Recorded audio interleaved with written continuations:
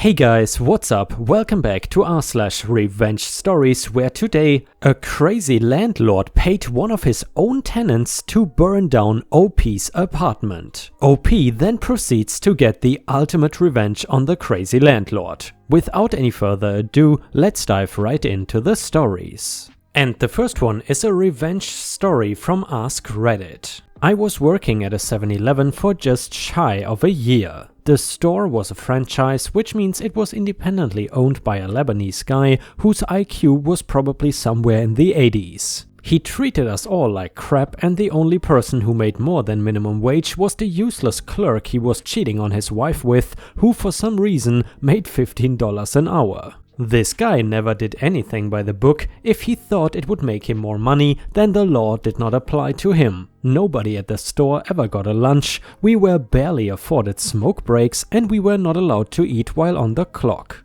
In California, when you work more than 5 hours without a lunch, you're supposed to get paid an extra hour's wages, which counts towards overtime. However, we did not get that either. On top of that, when he did payroll, he wouldn't actually go by when you clocked in and out, he went by the schedule he wrote. So if you stayed an extra hour or two to help out when it got busy, you would be working for free because the hours wouldn't show up.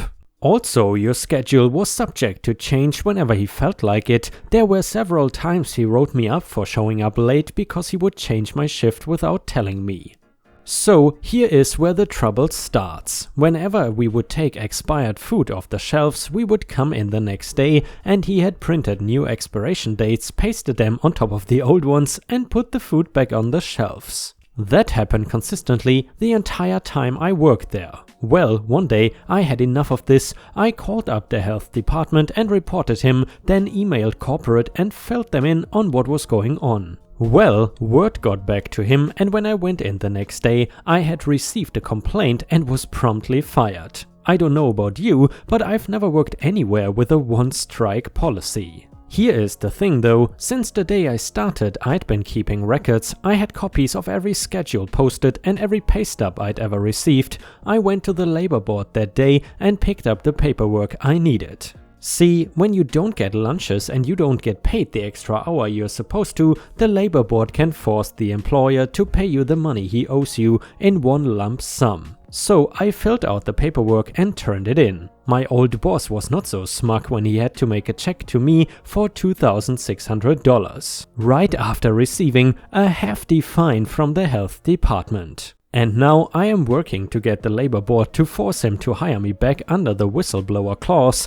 If he has to rehire me, he also has to pay me back lost wages for the past few months. Also, my old co-workers get lunches now. Was the revenge sweet? It felt awesome, but that's not why I did it. I did it because that sack of crap was going to keep on exploiting his employees and customers to make a buck and keep being a worthless human being, and I felt like unless I did something, he was going to get away with it. I simply couldn't abide by the idea of him suffering no consequences for his actions. And ripe stars, I have to say, time and time again, I am just baffled by the amount of quality stories you can find on r/AskReddit. However, I have to say, they are not always easy to find. I hope you enjoy them nonetheless. And the next one is titled, I Won't Give Up Till You Are No Longer a Landlord. I regretfully got an apartment with what is in my opinion the worst landlord ever. This man, I will call him entitled Dick or ED, has the audacity to call himself a good person in court. Let me fill you in, I got an apartment shortly after being released from prison, happy that someone was gonna give me a chance to improve my life. However, this was clearly not the case. All was well for the first few months, and then winter hit and the heat went out. It took 3 days to get ED to even answer his phone. By that time his voicemail was full of complaints from his freezing cold tenants. He told me the law gave him reasonable time to fix it. We went 2 more weeks with no heat, using our stoves and camping in the kitchen in our respective apartments. When ED got his electricity bill, he attempted to raise the rent on the apartments. Obviously, he was not allowed by the city, so he refused to pay his electricity bill, thus denying all of us heat at all. This is where my OCD kicked in and I went full research mode. I studied every law in regards to federal, state and city landlord-tenant laws and rights. I found so many violations it was no longer funny, but scary. I studied building code, I studied the condition of all of his apartments. This was easier due to the fact that I was either friends with his tenants or had gone there to repair damages caused by frozen pipes and electrical outlets failing due to shoddy wiring and so forth. ED had pissed off all of his tenants. Every last one was pissed to the point where they wanted to testify against him in court, but couldn't due to the financial hardships the living conditions we were in had been causing. I formulated a plan to get him to repair the buildings he owned. But ED had his own plan. January 2nd at 2 AM I was awoken by the smoke detectors in the whole building going off. I quickly ran to the back hall because no smoke was in my apartment yet, but I was on the top floor. I opened the door and was greeted by a thick wall of smoke. I quickly ran downstairs after shouting for my girlfriend at the time to get out of the house quick. I pounded on every door and screamed fire. I got as many people as possible to evacuate, but the floor with the fire no one was answering and to my knowledge contained children. So I panicked. At this point the fire department was there and began breaking in doors. I evacuated. After the fire was out and the investigation had started, I witnessed ED giving the tenant of that apartment's sister an envelope containing an undisclosed amount of cash which was visible to anyone nearby. 2 weeks later, the results were released. Arson. The tenant had used hairspray to start the fire and hid the evidence in a hole she punched into the wall. The very person who had been given money by the landlord. Ironically, she was the only tenant who had paid rent in the whole building because she had started moving in 2 days prior. I had not known she was now a tenant and her sister and kids had moved out the day before. I looked at ED and told him I know what he had done and I was not going to rest until he lost all his buildings. I then began asking his tenants for their stories about their interaction with ED. This is where things got real. He had been accused of everything from ripping off employees, theft, grand theft auto, bank fraud and so much more. I formulated a new plan. I sucked up to him and made it known that I am a computer tech. ED had a few broken computers and some printer and network issues. I was in. We worked a deal on payment for back rent. I knew he was not good for his word, but it was all part of the plan. Once I got his passwords and logins, I copied his entire HDD to my portable one. I copied all emails in his business account and printed his financial records on my Wi-Fi printer, which was next door. After I fixed his computers and network, I then went home to review my newfound evidence. It was enough, more than enough. I contacted code enforcement with all of the violations of code for every building, including the illegal electrical installation in his new office without permits or even an electrician. He was immediately investigated.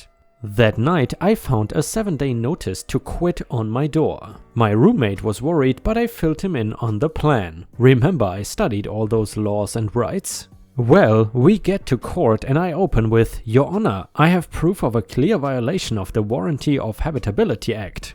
The eviction was thrown out and he was forced to repair my apartment with me still in it immediately.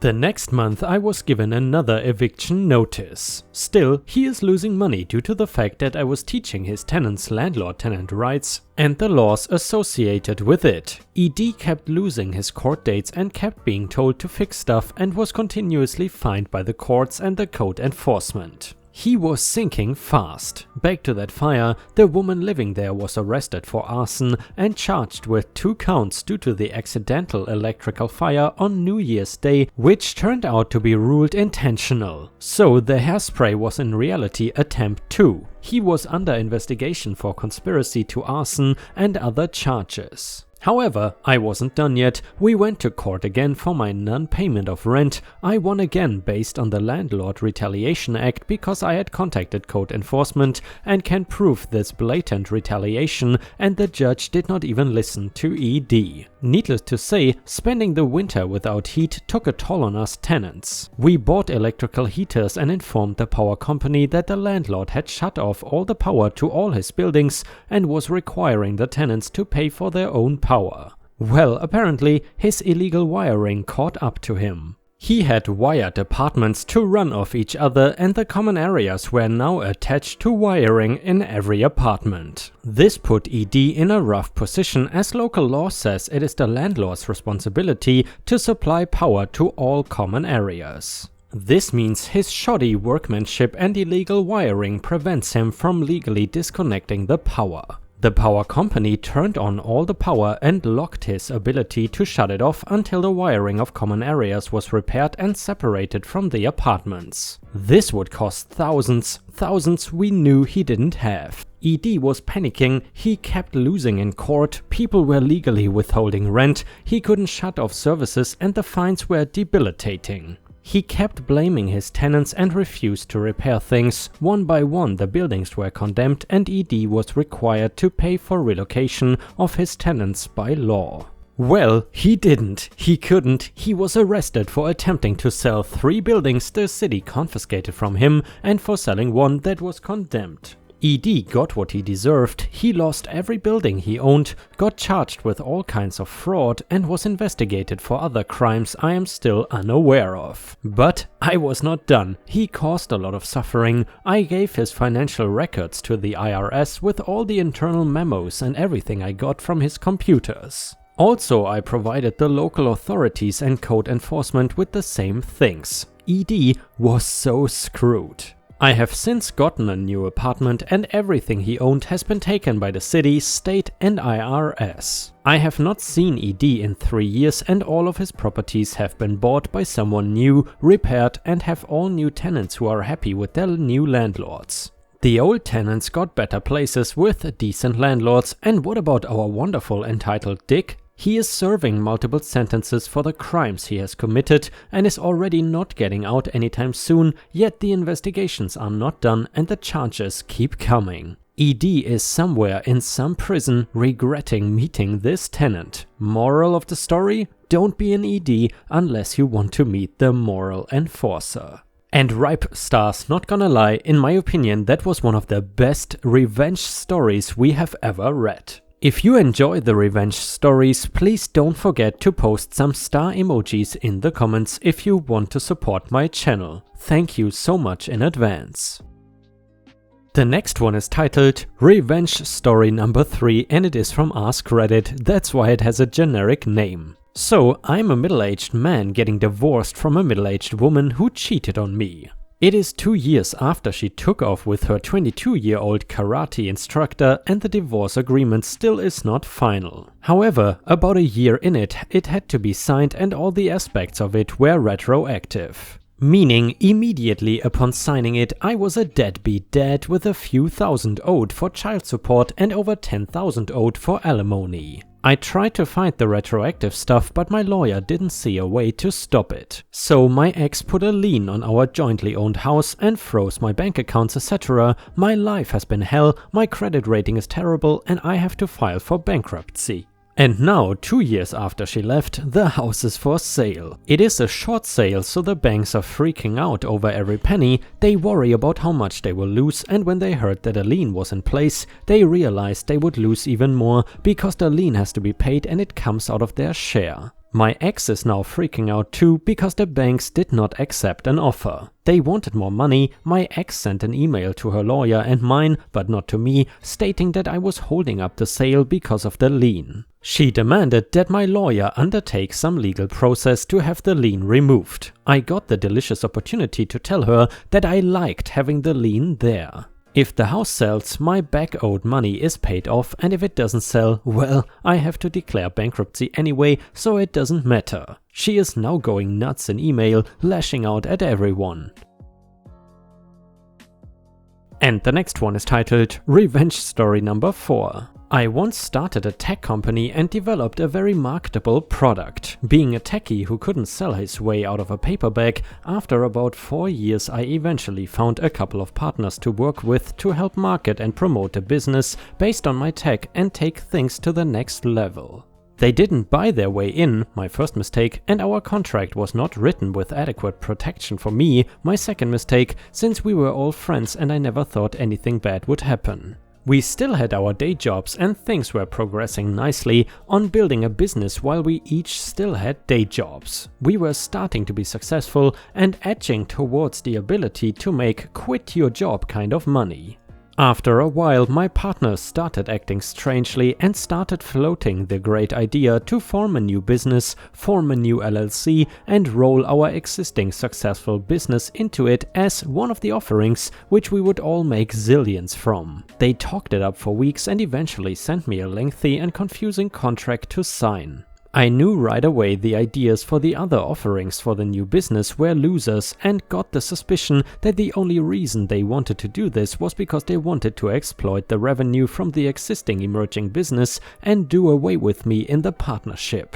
I smelled a rat and my spidey senses were tingling. Since one of my roles was system admin, I spent one afternoon perusing their email on our server and in a matter of minutes I found hard evidence of their plot to perform the aforementioned merger and promptly make use of a clause which would allow them to vote me out and leave me high and dry. It certainly explained why they were champing at the bit for me to hurry up and just sign the new contract already. Closer scrutiny of the proposed contract showed that they would have been able to screw me out of the deal with no payout and leave me with nothing. They were going to shaft me out of 8k hours of development time and were going to be making money off my technology for who knows how long. I immediately picked my jaw off the floor, did some research, went to a lawyer and devised a plan for me to be able to walk away from the partnership and operate the business on my own. This was tricky and took away too much time and money because of the lack of protection I had due to a lousy contract between us. I was successful and was able to oust them, and I still operate the business to this day all on my own.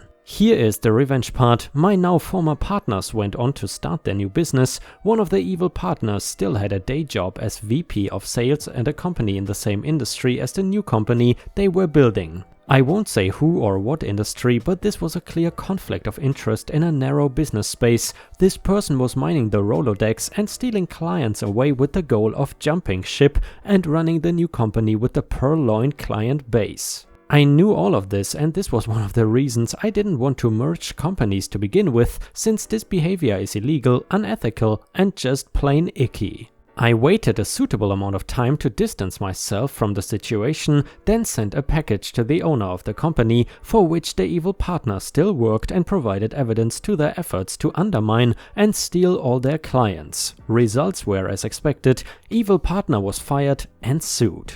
This was years ago, and every time I remember what almost happened to me and the bullet that I dodged, I just laugh and thank my lucky stars. The fact that I was able to give it right back to evil partner makes me smile. So yes, revenge can be satisfying when applied to well-deserving a-holes. Moral of the story: even if you have trust in your partners, money changes things. Get a lawyer and have a real contract written up to protect yourself. Don't try to screw over your partner if they can read your mail, or at least use Gmail when doing so. Reading others' mail is wrong, don't do it unless you have to.